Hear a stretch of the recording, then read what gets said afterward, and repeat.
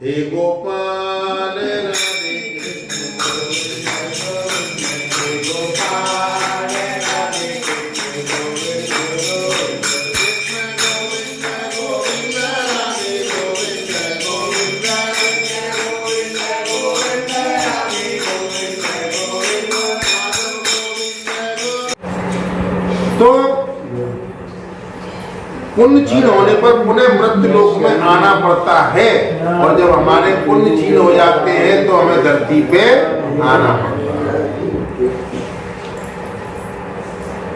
आप दशहरा को सबर पुण्य ले रहे हो तो फोकट में लेना चाहते हो।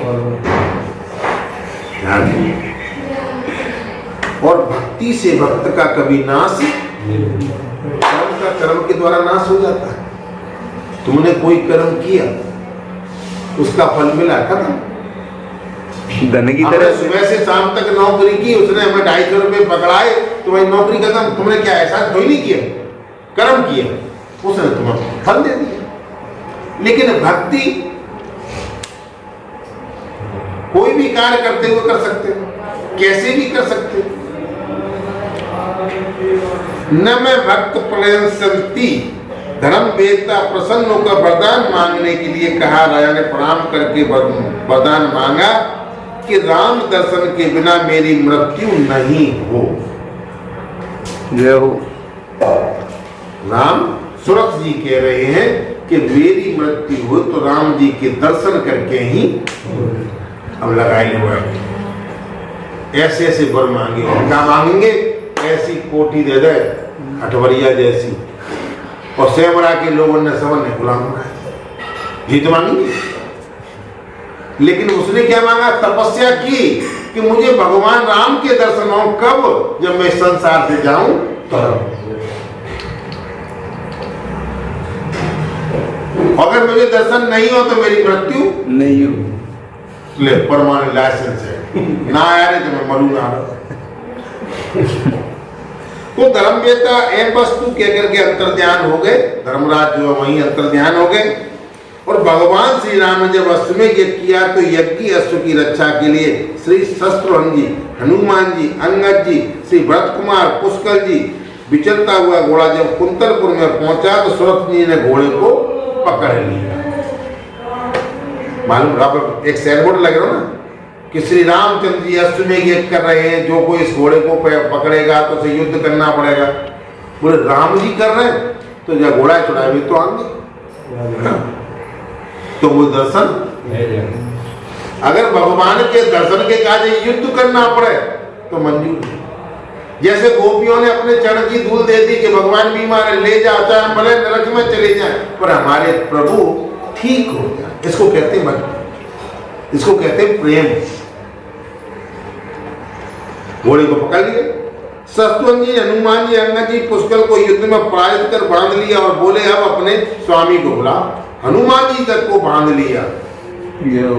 भगवान श्री राम को बंधन से छुड़ाने के लिए स्मरण करो। हनुमान जी ने स्मरण करते ही श्री राम आ गए। हनुमान जी के तो हृदय में रहते हैं ना, क्यों बात जाएगी जरूरत तो थी नहीं। बस जनते ने कहा कि नहीं तो धन्य हाथ अपने हुई तो भगवान यही है, लेकिन भाई निकाल ना पाए तो अपनी पहचान वही ना, तो भगवान की पहचान कहाँ करेंगे? जो छल कपट छंद भरे हुए हैं, तमाम दंत भंग अपने अंदर भरे हुए, कहाँ से निकलेंगे? हनुमान जी ने निकाल दिया, आ गए और सभी को बंधन से मुक्त करके सूरत जी को अपना हृदय से लगा लिया। राम जी ने राजा की भक्ति और छात्र धर्मनिष्ठा की सराहना की कि वास्तव में राजा हो तो ऐसा। सूरत सुधर्मा दोनों चंपापुरी के राजा ध्वज के पुत्र थे। ये राजा हंस ध्वज के पुत्र थे। श्री युधिष्ठिर जी की अश्वमेध अश्व की रक्षा में श्री कृष्ण अर्जुन को सुनकर श्री हंस ध्वज जी ने उनके दर्शन के लिए अश्व को पकड़ने के लिए युद्ध का नगाड़ा बजाकर सेना को शीघ्र इकट्ठे होने की आज्ञा दी।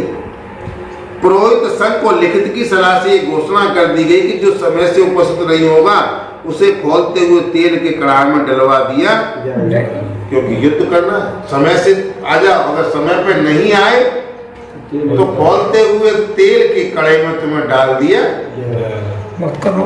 हाँ, सभी लोग समय से उपस्थित नियम तो देखो ऐसा ही होना चाहिए। अब नियम ढीलो है नहीं अपना घर का जो मुखिया है, अगर वो नियम शुरू से बना के चले तो कहीं कोई गड़बड़ नहीं हो सकती। लेकिन हम ढील दे देते हैं। ढील क्यों दे देते हैं? जी में वो रहा है कहीं बात जी में मोड़ी है जी कोई बात नहीं, लेकिन उनको वो ढील का नाजायज फायदा उठाते हैं, नाजायज फायदा उठाते हैं। इसलिए माँ बाप को नीचे देखना पड़ता है।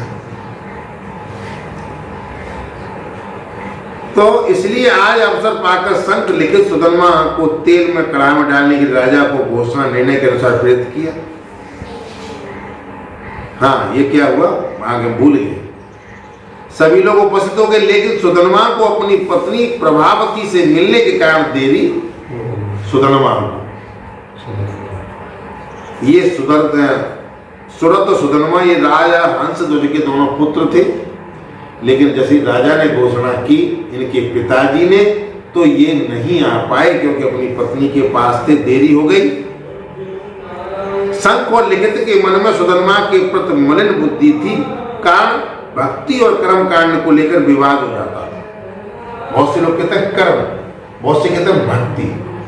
जी एक ही परिवार के लोग थे, लेकिन कुछ लोग जो है इससे सुदामा से जलते थे। और आज तो वैसे ही लेट है गए। और राजा ने घोषणा क्या की कि जो लेट होगा तेल में बोलते हुए डाल दिया जाए।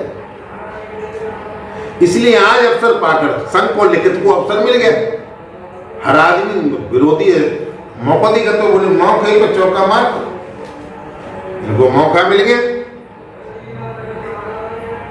इसलिए आज अब संक लिखित को सुदामा को तेल के कड़ाई में डालने के लिए राजा को निर्णय के अनुसार प्रेरित किया। बोले महाराज तुमने घोषणा की है और भले ही तुम्हारा पुत्र है, लेकिन कायदे की तो बात ये कि सबके कायदे नियम बराबर का होना चाहिए। राजा ने तुरंत मंत्री को आज्ञा दी कि सुदामा को खोलते कड़ाह में डाल दिया जाए। उस समय सुदामा ने भगवान को याद किया कि हे प्रभु मुझे मरने का डर नहीं है, मैं तो अर्जुन के बाणों से विधकर आपके शिक्षण कमलों का दर्शन कर जीवन को समर्पण करने आया हूं। आप मेरे मनोरथ को पूर्ण कीजिए। ऐसा कहकर भगवान का चिंतन करने लगे। इन्हें खोलते तेल के कड़ाह में डाला गया, लेकिन वो तेल चंदन के समान ठंडा हो गया। क्योंकि किसको याद कर रहा था? गोविंद को। कि प्रभु तुम्हारे दर्शन मैंने करे नहीं, मैं तुम्हारे ही दर्शन की बस अभिलाषा में हूं, चाहे भले ही प्राण निकल जाए। तो भक्ति में इतने बड़े गुण हैं। कर्म और भक्ति में यही फर्क है। कर्म का फल हमें मिल जाता है, मैंने होता है सुबह की नौकरी करो शाम तक वाले की ले जाओ कोई पैसा तुम्हारा। लेकिन भक्ति में कुछ, भक्ति में तो आनंद ही आनंद, कुछ मांगो मत। संत को लिखित ने कहा कि शायद तेल ठंडा हो गया है, महाराज ने चाल चल रही हो फोम मोड़ा है। भाई अपनों बालक को तेल गर्मी न करो तो ऐसा हो जाता ना।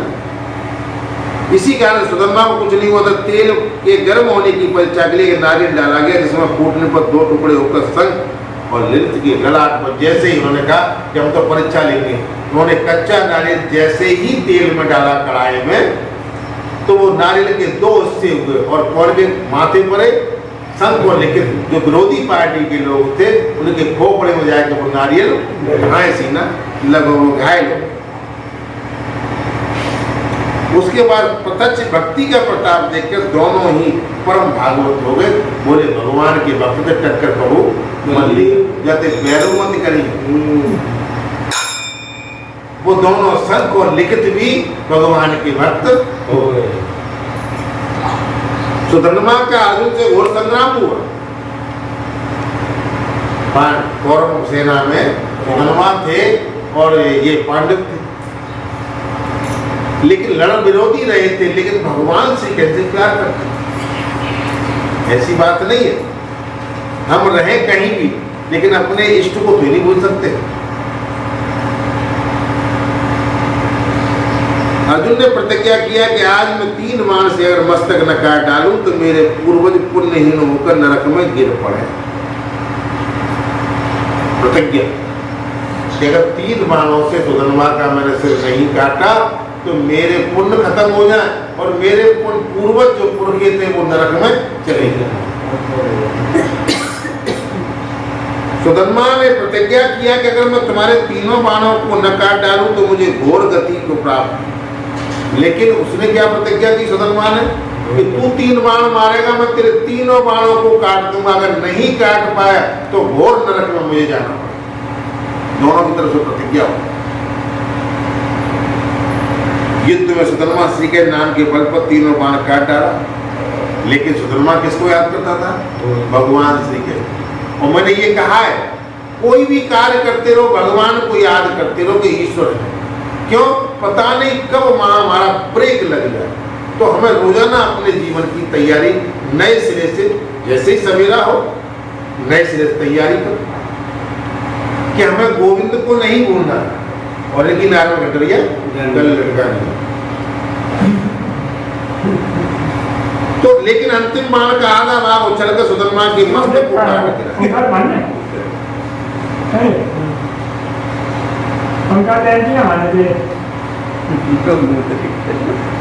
तो अंतिम बाण का आधा भाग उछल करके सुदामा के मस्तक को काट गिराया। सुदामा का मस्तक भगवान के नाम का उच्चारण करता हुआ भगवान के से चरणों में गिर पड़ा।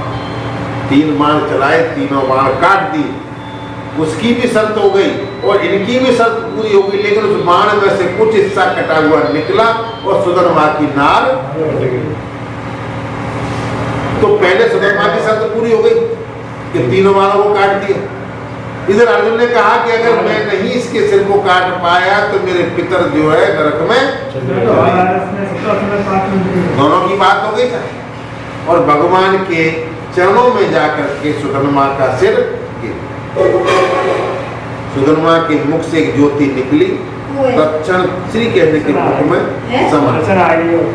और श्री के ने उस मस्तक को आकाश में उछाल दिया। तब भगवान शिव ने उस मस्तक को अपनी मुंड माला में पिरो लिया। जो मुंडों की माला है ना, भगवान के भक्तों की। शिव जी के गले में जो मुंडों की माला है उसमें एक सिर सुदामा का भी है। अनुज सुदामा के मारे जाने पर परम भागवत वीर सुरथ रथ पर चढ़ गया। जब देखा कि मेरा भाई सुदामा मारा गया तो मैं चलूं। बड़ी भारी सेना लेकर संग में सम्रांगण में आकर अर्जुन से बोले, पार्थ युद्ध के लिए सावधान हो जाओ, मैं आ गया। पर लड़ाई ऐसी होती, धोखे तो नहीं होती, आमने सामने की। सुरथी जो है बोला कि भाई आ जा अर्जुन, मैं आ गया हूँ, अब मुझसे तू युद्ध कर ले। अर्जुन ने कहा, मेरी प्रतिज्ञा है कि मैं तुम्हें पिता के सामने वध करूंगा, तुम्हारे पिता के सामने वध करूंगा। सुरथ ने प्रतिज्ञा किया कि मैं भी तुम्हें युद्ध स्थल में रथ से भूतल पर गिरा दूंगा, मर बने हो जाऊं, लेकिन तुम्हें एक बार इतने बाण चलाऊंगा कि रथ से नीचे गिरा दूंगा। तुम बड़े ही योद्धा हो तो क्या हुआ। बहुत देर तक युद्ध हुआ।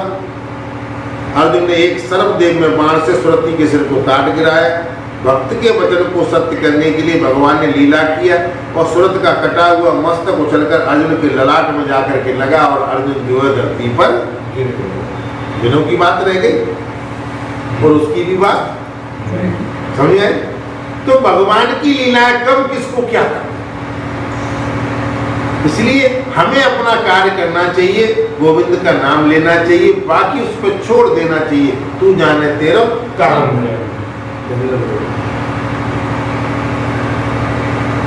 वह मस्तक भगवान के चरणों में गिर पड़ा। भगवान ने अर्जुन को उठाकर रथ में बिठाया। सुरथ के मस्तक को गरुड़ जी का के द्वारा प्रयागराज में डलवा दिया और भगवान शिव ने उस मस्तक को अपनी मुंड माला में पुरो लिया। और वो भी सिर जो है सुरथी का, भगवान शिव की माला में एक सिर सुरथ राजा का भी पड़ा हुआ है जो भगवान के भक्त हैं। भगवान श्री ने अर्जुन और हंसध्वज में मेल करा दिया। अगली कथा आती है शिव जी, शिव रजशिव। ये उसी नर महाराज के पुत्र थे। इनकी शरणागत वत्सल, परम उदारता, भगवत भक्ति लोक विख्यात थी। इनके इन गुणों की परीक्षा लेने के लिए इंद्र, बाज और अग्निदेव कबूतर बनकर आए। राजा शिव सभा में सिंहासन पर विराजमान थे। उसी समय कबूतर भागता हुआ राजा की गोद में गिरकर रक्षा के लिए याचना की। बाज ने कहा राजन ये मेरा भोजन है। बाज ने कहा ये मेरा भोजन है, इसमें विघ्न न डाले। राजा शिव ने शरणागत रक्षक की महिमा पर त्याग करने से महान दोष का विचार। शरणागत कहेंगे तजय निज अनहित अनुमान, ते नर पावर पाप महे, ते नहीं बिलोकत हान। जो मनुष्य ब्राह्मणों की हत्या करता है, जो जगमाता गाय का वध करता है और जो शरण में आए हुए को त्याग देता है, इन तीनों को समान पाप लगता है। राजा ने बाज से कहा मैं इस कबूतर के बदले में अपने प्राणों को दे सकता हूं, लेकिन इस कबूतर को